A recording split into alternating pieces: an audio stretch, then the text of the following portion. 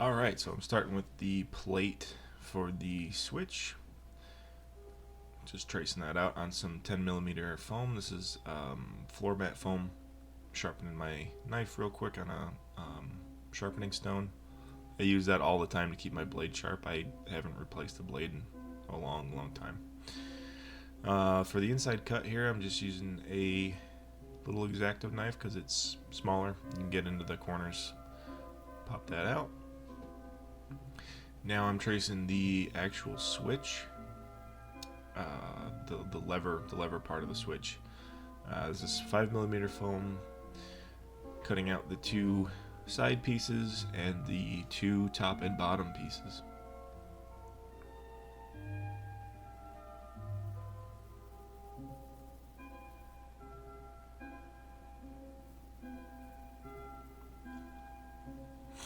The bottom of the lever is angled so that it can sit against the top and the bottom of the plate when you flip the switch. Now what I'm doing is I'm cutting out the backing for the actual plate itself. There's two backing pieces that go on the back, and there is two top and bottom pieces. What this does is it gives the plate some thickness so it can sit against the actual switch plate on the wall. And I'm sanding off the texture on the back so that the glue will stick to the foam a lot easier. It also gives you a cleaner seam line.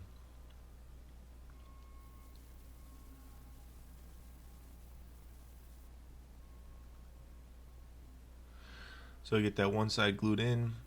I kind of use my finger to pull it apart a little bit so that it doesn't stick in a way that you can't get it straight. So then I put the other side piece on just to make sure that that's in place before I again use my finger to pull it apart to get that top plate right where it needs to be so it doesn't contact the side of the that piece you just put on. Same thing with the bottom piece. You can see how I'm bending it to get it out of the way.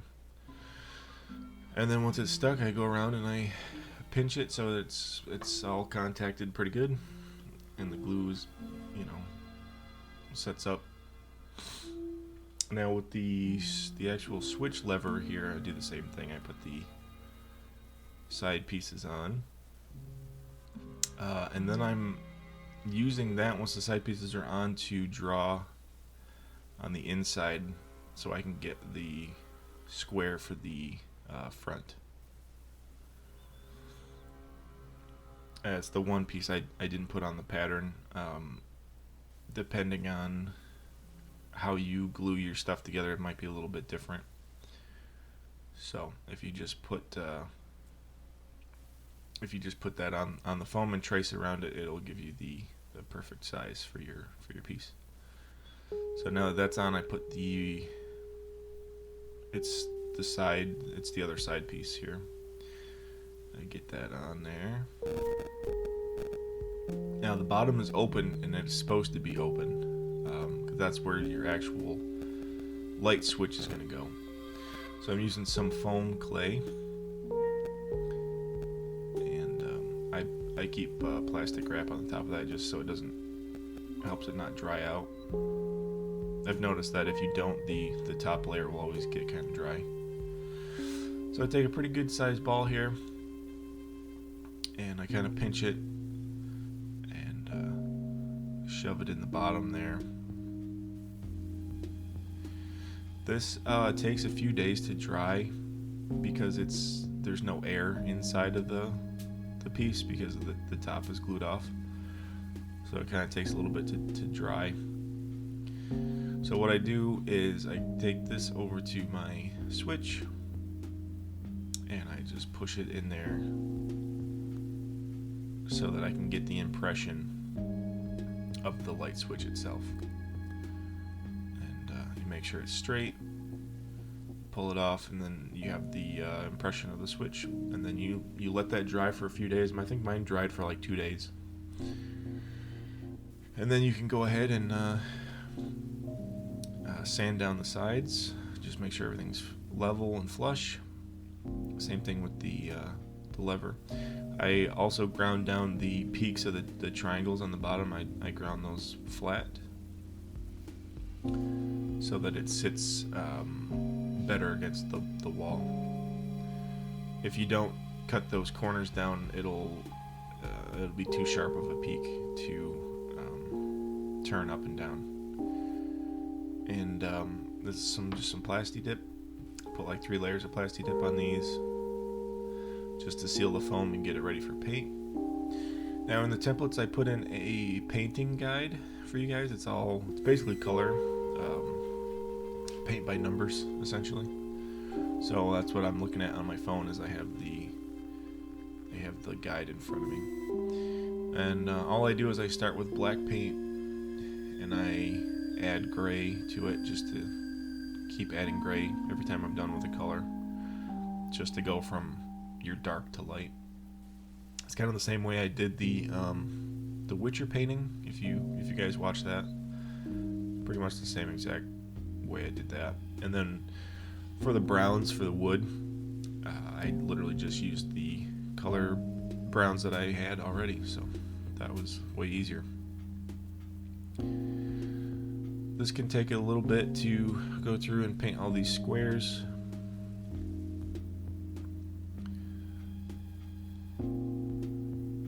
But it looks pretty good when you're done. So you can see how the color paint is getting lighter and lighter. Then what I started to do is I would go through with my paint color and pre-mark them with my brush, just so it made it, I didn't have to keep looking at the template. I would mark the spot that it needed to be and then just fill it in. The lever switch part gets gray on the front.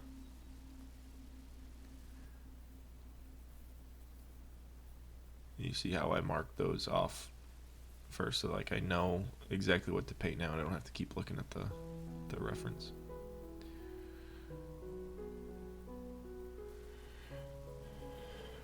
I kind of rushed painting this a little bit, so some of the spots weren't completely dry when I was like holding on to it and moving it around, so I chipped up the paint and stuff in some areas, but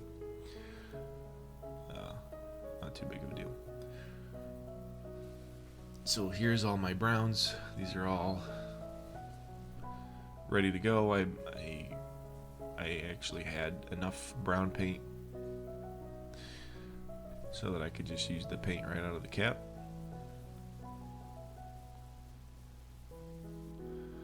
That's the other thing you guys will see me do a lot is for whatever reason, that's how I always paint unless I'm mixing colors. I'll shake the paint first and then I'll take the cap off and I'll just dip my brush right into the top of the cap. That way I'm not pouring paint out onto a surface to use it off and wasting paint. I like to just paint right from the cap, and then when you're done you just put the cap back on.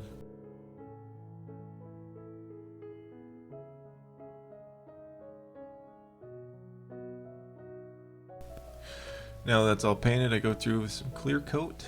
Just painting this with some gloss clear coat, just to give it a little glossy surface and make it stand out.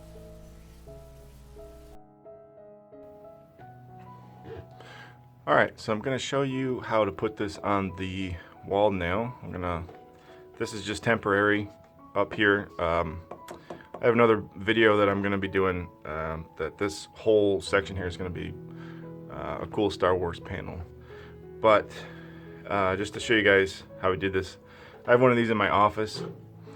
What I did down there is I painted the switch and a little bit of this square right here.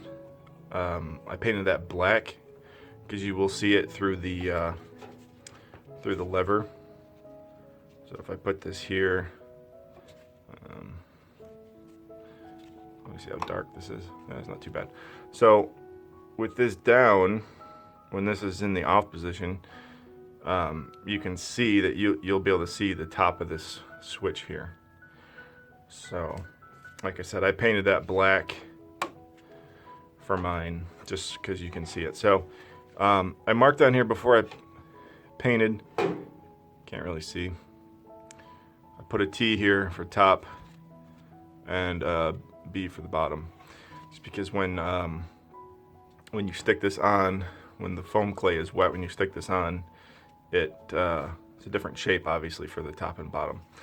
So to make sure that you're putting it on the same way that you marked it, make sure you put a little T on there. So what I do is I just put a little bit of hot glue.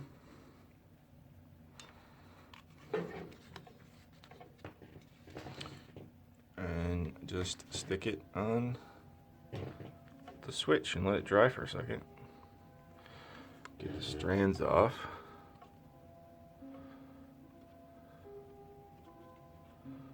Let me see.